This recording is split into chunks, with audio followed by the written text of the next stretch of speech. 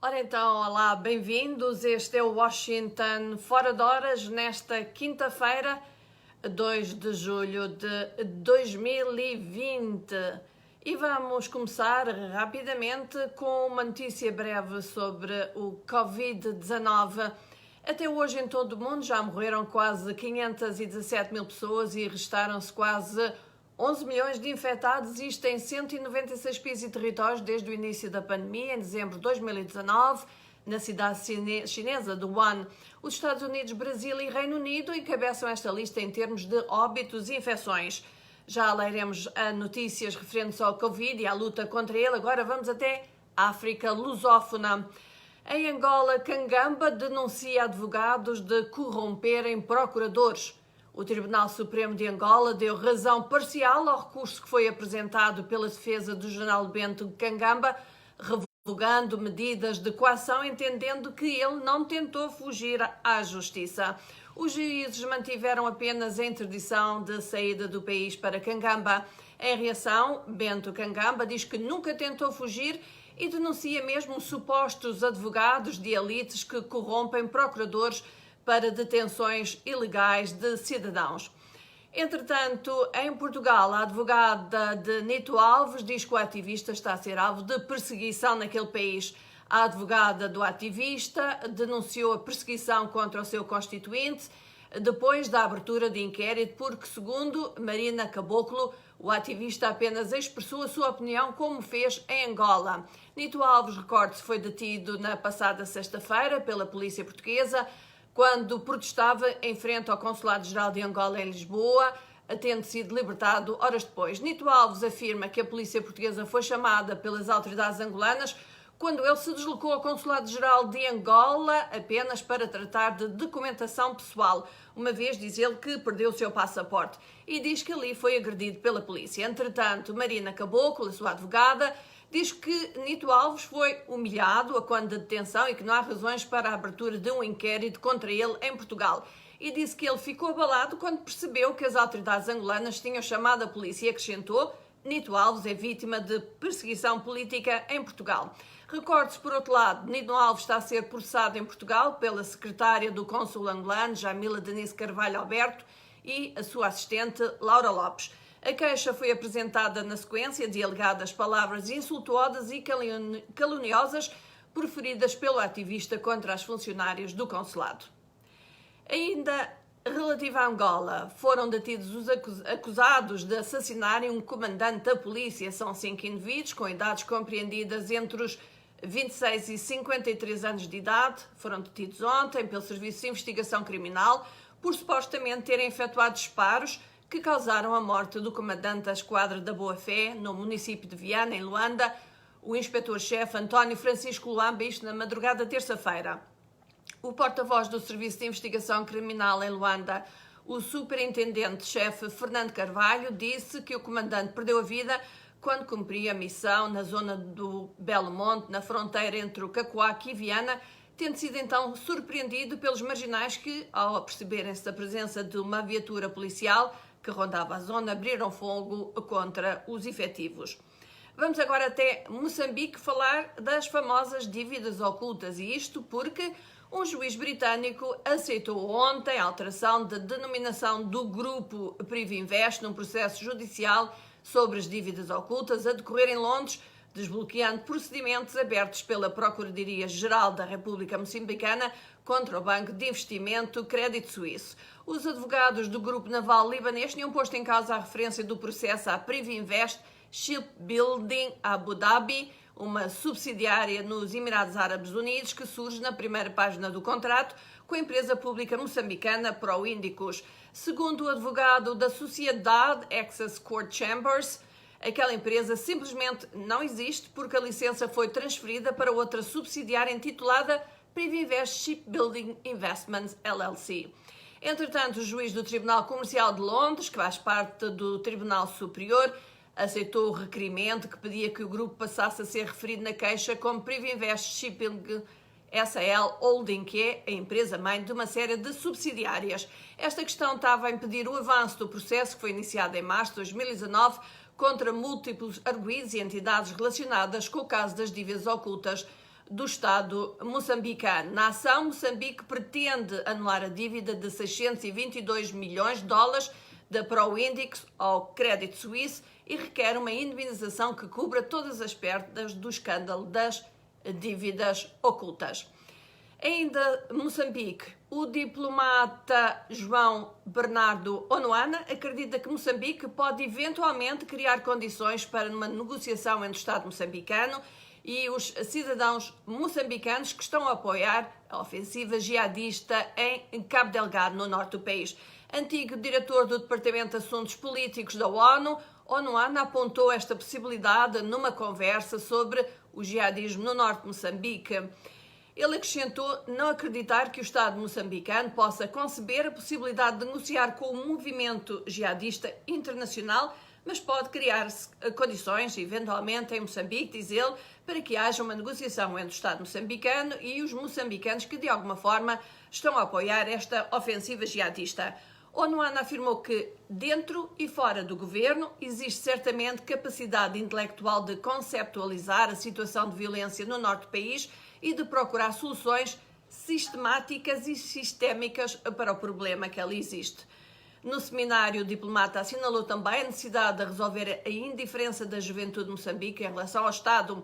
Diz ele, eu diria que isto é uma generalização arriscada, porque naturalmente há exceções, é esta, mas grande parte da juventude sente-se negligenciada pelo Estado, sendo que não tem perspectivas de futuro, disse João Bernardo Onuana, para quem os jovens se sentem muito alheios do Estado. E vamos agora até à Guiné-Bissau, onde o PAIGC diz que vai impugnar o programa do governo. O líder da bancada parlamentar do PAIGC, Khalifa Seydi, revelou que o partido vai entrar com uma impugnação judicial à aprovação do programa do governo do primeiro-ministro Nuno Nabian pelo Parlamento na segunda-feira. Ele considera que há um conjunto de violações grotescas ao regime de funcionamento daquele órgão legislativo para justificar a petição judicial, nomeadamente, diz ele, a ausência de 2 secretárias na sessão, quando o regimento determina que, nessa situação, a mesa não pode funcionar. Para o PAIGC, o ato em si é nulo, inexistente e, consequentemente, o governo de Nuno Nabian fica assim sem nenhuma legitimidade. Seydi denunciou que alguns deputados estão alegadamente sob fortes pressões psicológicas e coações por parte das novas autoridades e que na noite que antecedeu e no próprio dia da aprovação do programa do governo, todo o perímetro do Parlamento estava sob forte vigilância das forças de segurança. O líder da bancada parlamentar do PAIGC lamentou também que a comunidade internacional se mantenha passiva e impotente perante o estado de terror que se vive na Guiné-Bissau. E aqui fica a minha pergunta para os nossos amigos guineenses ou interessados em assuntos da Guiné-Bissau. O que é que acham da situação que se vive naquele país? Ainda sobre a Guiné-Bissau temos mais notícias, isto porque o antigo ministro do Interior, Juliano Fernandes, foi detido quarta-feira pela polícia quando entrava no posto fronteiriço do país, vindo do Senegal, segundo disse a esposa à agência de notícias portuguesas. Fontes partidárias dizem que ele acabara de chegar do Senegal, onde fora para tratamento médico. Advogado e secretário-geral da Assembleia do Povo Unido, Partido Democrático da Guiné-Bissau, Juliano Fernandes ocupou o cargo de ministro do Interior no governo de Aristides Gomes, demitido pelo presidente guineense Umaru Sissoko Embalo. A Liga Guineense dos Direitos Humanos tem denunciado o comportamento das forças de segurança no país. Segundo dados divulgados pela ONU, o Programa para o Desenvolvimento, desde maio já foram recolhidos 150 casos de violação dos direitos humanos, incluindo detenções ilegais e arbitrárias perpetradas pelas forças de defesa e segurança. Enquanto isso, ainda a Guiné-Bissau, o Conselho de Segurança lança apelo a todos os guineenses que respeitem o roteiro da CEDEAO e que trabalhem juntos para implementar rapidamente aquele roteiro e proceder à nomeação de um primeiro-ministro e formarem um novo governo. Em comunicado, o Conselho de Segurança reitera que as prioridades ou que as autoridades devem ser nomeadas em total conformidade com as disposições da Constituição e com os resultados das eleições legislativas de março de 2019. Ainda na Guiné-Bissau, a Assembleia Nacional Popular entregou hoje ao Alto Comissariado da Luta contra a Covid-19 um cheque de mais de 44 mil dólares para apoio no combate à pandemia provocada pelo novo coronavírus. O dinheiro é fruto da contribuição dos deputados guineenses que destinaram 25% dos seus salários para ajudar a combater a Covid-19. E, entretanto, gostaríamos de dar aqui os nossos bom dias, boa tardes ou boa noite aos nossos amigos que estão connosco neste Washington Fora de Horas. Gostaríamos de saber o que é que vocês acham do Washington Fora de Horas quando está a ser feito em termos de confinamento da nossa casa, porque uma das coisas que se passa é que, de facto, não nos é possível ter os vídeos que costumamos ter e ter também, às vezes, a participação de alguns dos nossos correspondentes e também dos nossos internautas. Mas pronto, nós gostaríamos de dar aqui boas-vindas a todos. Não se esqueçam, estamos aqui todos os dias durante 30 minutos para vos trazer informações. Esperamos que sejam do agrado de todos, por vezes não são muito positivas, mas são notícias. Em Cabo Verde, credores perdoam parte da dívida. O Estado cabo-verdiano diz que vai gastar 44 milhões de dólares com o serviço da dívida externa neste ano, um corte de 36% face à previsão inicial que resulta de moratórias concedidas pelos credores.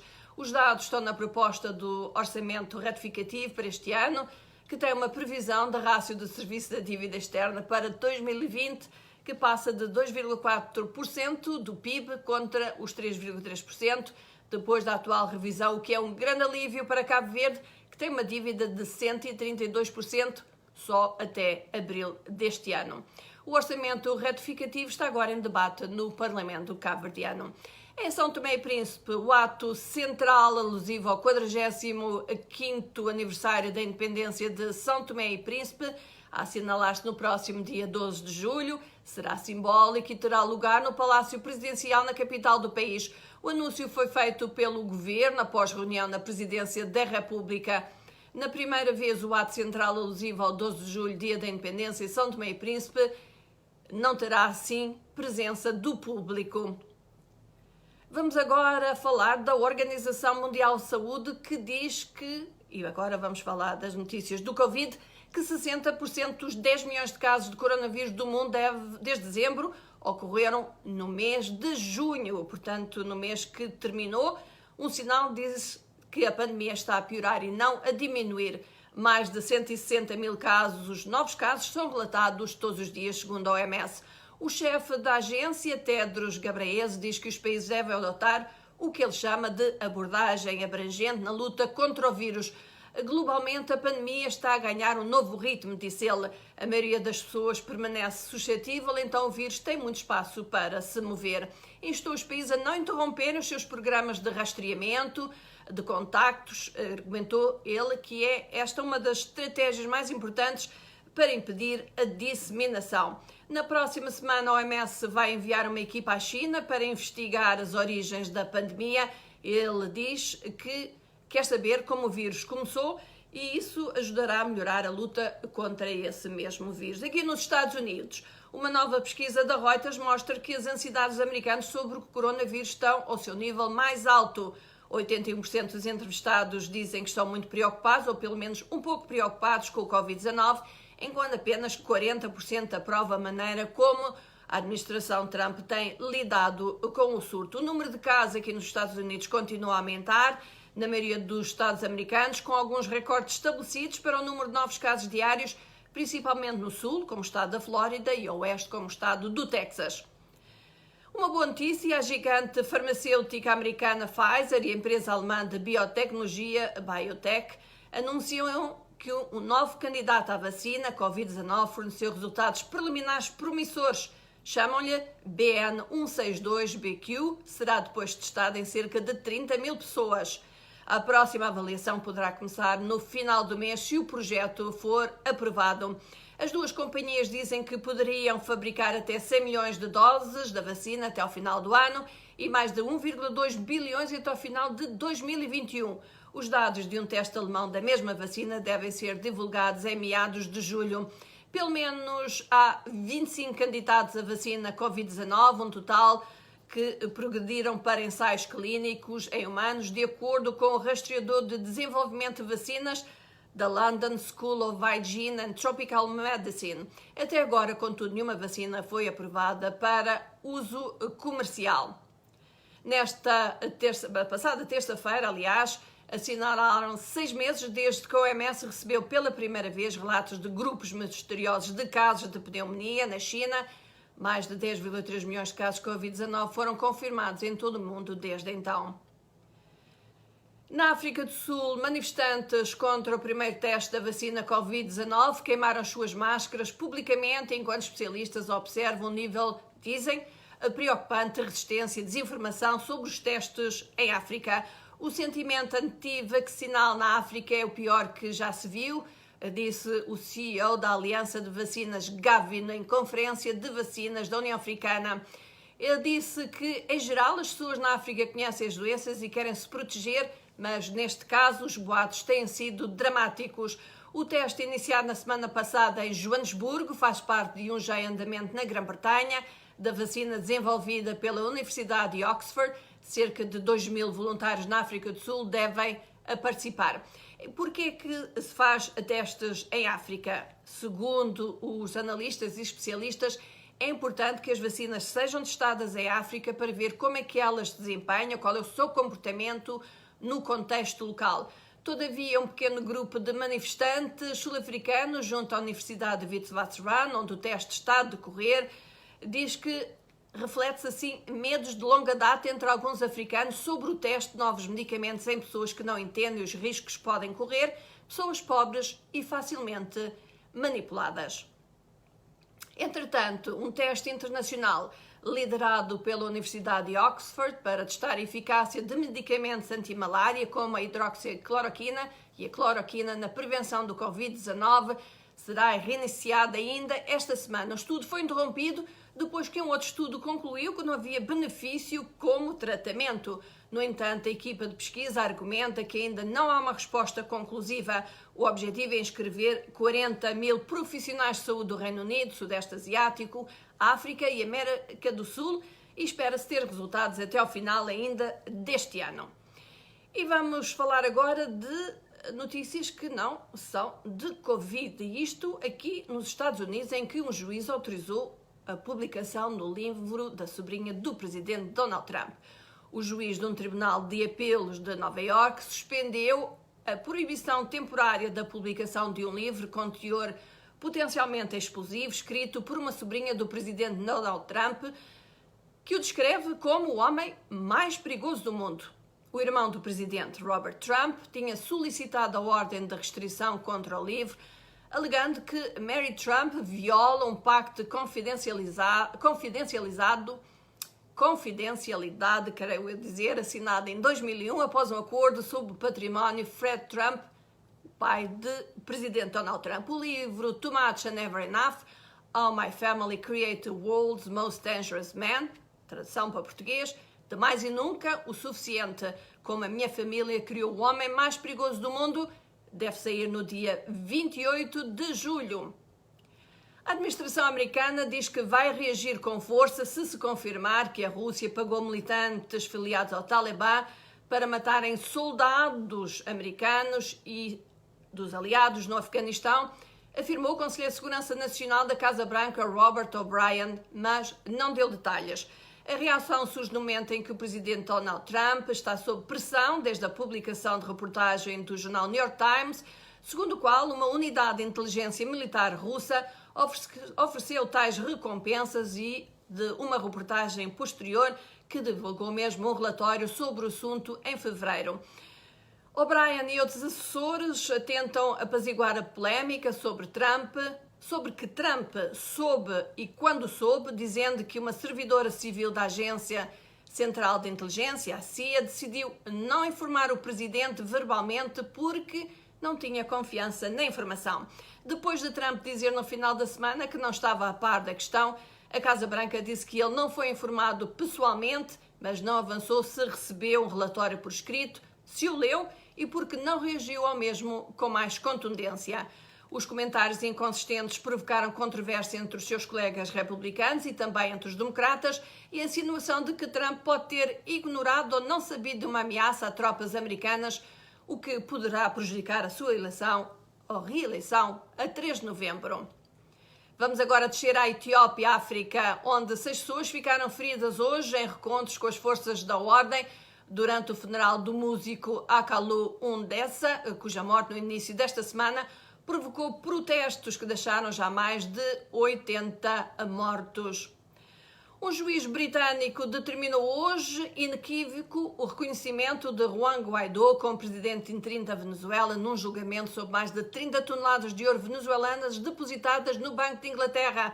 O governo de Maduro teve acesso impedido ao ouro, que é avaliado em $1.000 milhões. O juiz escreveu na sentença que, cito, o governo britânico reconhece o Sr. Guaidó na capacidade de presidente constitucional interino da Venezuela e, em virtude da doutrina de uma única voz, o tribunal deve aceitar esta declaração como inequívoca.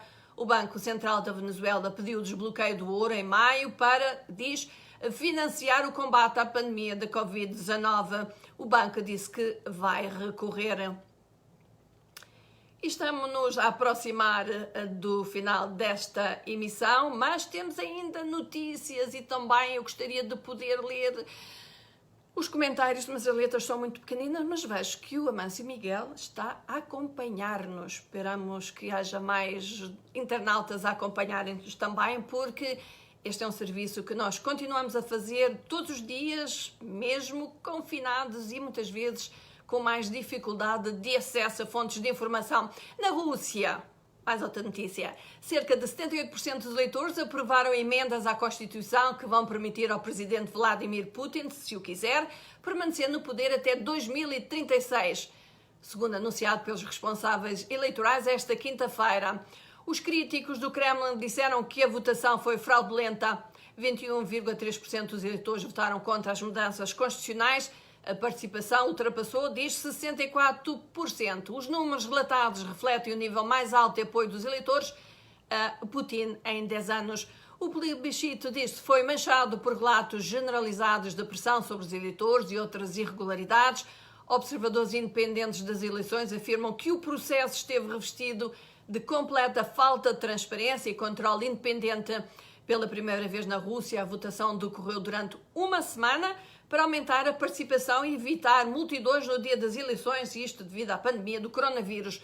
Uma provisão que os críticos do Kremlin denunciaram como mais uma ferramenta para manipular os resultados, uma vez que, dizem, as urnas permaneceram desacompanhadas todas as noites durante esta semana de votação. O governo turco exige pedido de desculpas incondicional da França por alegadamente ter divulgado informações falsas sobre o incidente entre as forças navais dos dois países no Mediterrâneo. No início do mês, a França denunciou uma intervenção extremamente agressiva e hostil de navios turcos contra o navio da Marinha Francesa que participava na missão da NATO no Mediterrâneo, uma alegação que Ankara considerou infundada. Depois disso, Paris suspendeu a participação na operação de segurança marítima da NATO no mar Mediterrâneo, disse devido ao comportamento da Turquia. Isto é mais uma escalada de uma crescente disputa entre estes dois aliados da NATO. Paris e Ankara trocaram farpas amargas nos últimos dias sobre o conflito na Líbia, com os dois lados acusando-se de alimentar o derramamento de sangue neste país do norte de África. E ainda o Irão diz que houve um incidente numa das suas instalações nucleares, vigiadas pela Agência Atómica da ONU, mas que não houve vítimas. O porta-voz da Organização da Energia Atómica do Irão, Behroush Kamalvandi, disse que o incidente ocorreu ao início desta quinta-feira numa instalação de enriquecimento nuclear no centro do país, onde o edifício em construção ficou danificado, e acrescentou que não houve vítimas e não prejudicou as atividades do complexo. Não havia informação anterior sobre obras neste complexo, que é o principal centro de enriquecimento de urânio na República Islâmica e localizado a cerca de 250 km a sul de Teherão, que inclui instalações subterrâneas construídas sob 7,6 metros de betão para oferecer proteção contra ataques aéreos. Aqui nos Estados Unidos, um grupo bipartidário de senadores diz que planeia rever o financiamento da agência-mãe da Voz da América, a USAGM, e de outras emissoras do governo, depois que o CEO da nova agência demitiu os chefes das várias rádios. Os senadores alertaram o chefe da agência dos Estados Unidos para a mídia global, Michael Pack, sobre a sua revisão. Numa carta enviada quarta-feira, dizem que estão profundamente preocupados com a decisão de PAC de demitir os chefes destas rádios. E estamos quase a terminar, mas sem deixar de referir que hoje faz anos o cantor angolano Paulo Flores. E esse é um assunto trending pelas contas de Instagram angolanas. No Twitter, um dos assuntos populares de hoje envolve o nome do CEO da Facebook, Mark Zuckerberg, que está sob pressão depois de várias multinacionais terem cancelado as suas campanhas publicitárias no Facebook. Mais de 500 empresas assinaram um boicote, retirando as suas campanhas e atingindo a rede social onde dói mais, no bolso. Mas, para solucionar o problema, Zuckerberg concordou em encontrar-se com estas empresas para a semana. No Facebook, Mark Zuckerberg é tema trending também, devido a um posto do presidente Donald Trump. O presidente americano fez publicação em que diz que a cidade de Nova Iorque vai reduzir o orçamento da polícia de $1 bilhão e que ainda assim o presidente da Câmara vai pintar um grande cara e amarelo sinal de Black Lives Matter na Quinta Avenida, denegrindo a avenida. Trump diz ainda que o sinal Black Lives Matter é símbolo de ódio e que o dinheiro deveria ser usado para combater o crime. Publicação valeu 19 mil partilhas, mais de 37 mil comentários e cerca de 200 mil reações, que é o número que nós esperávamos que os nossos internautas nos dessem todos os dias neste nosso Washington Fora de Horas. Portanto, daqui fica, juntem-se sempre a nós. Comentem, partilhem com os vossos amigos e família. No Instagram, o trending é dominado pelas irmãs Kardashian, já cá faltavam. Kim Kardashian publicou uma simples foto com uma das suas crianças. Kendall Jenner está a promover nova campanha da Burberry e Khloe Kardashian mostra-se num vestido cintilante e a mais velha das irmãs, Kourtney, aparece em biquíni. Só faltou mesmo uma publicação de Kylie, mas vale a pena lembrar que ela sozinha estava em primeiro lugar nos trendings de ontem. No YouTube, o videoclipe do rockstar rapper DaBaby com Roderick está trending com mais de 14 milhões de visualizações. A música que está também esta semana no top 10 da música da América. Não esqueça, escute-nos. No website da VOA, 2 artigos chamam especial atenção aos internautas. Os Estados Unidos vão reagir com força se confirmar que a Rússia prometeu recompensa a talibãs, diz a Casa Branca. E Sindica do Colo, conhecem, o marido de Isabel dos Santos, diz que o presidente João Lourenço conseguiu património a partir da corrupção. Portanto, 2 artigos que pode ler e reler no nosso site, está também disponível no Facebook. Quanto ao nosso Angola Fala Só desta semana, convidado Albino Paquisi, teólogo, analista e jurista. O tema, que futuro para a Igreja Universal em Angola? Recordam-se que há poucos dias houve uma grande controvérsia entre os pastores angolanos e os pastores brasileiros desta congregação.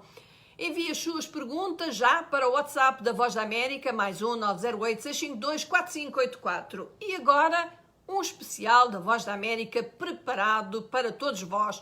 Chama-se Covid-19 Caminhos Futuro. É um programa de televisão, é também um programa vídeo e é um programa de rádio que nós vamos transmitir esta sexta-feira, dia 4. Dia 3, aliás. Portanto, não percam, é já amanhã, sexta-feira. Às vezes, quando a gente está muito tempo em casa, às vezes os dias acabam por se confundir uns com os outros. Portanto, Covid-19, Caminhos Futuro, apresentado pelo Amâncio Miguel, com vários convidados de África e também aqui dos Estados Unidos. Vamos discutir vários temas, entre eles o que se aprendeu e com o Covid-19 e o que é que pode ser usado num futuro problema de saúde. Falaremos também de desinformação, fake news e também de esforços que são feitos para controlar esta pandemia. Portanto, não se esqueçam, amanhã, sexta-feira, vai estar disponível na nossa emissão vespertina este programa sobre o Covid-19, Caminhos Futuros. Temos vários convidados e esperamos a vossa audiência e digam-nos também o que é que acham. Esta é uma das primeiras vezes que o Serviço em Português da Voz da América se lança a fazer um programa de 1 hora de televisão com tantos elementos e, sobretudo, com as dificuldades técnicas que nos são impostas devido ao coronavírus.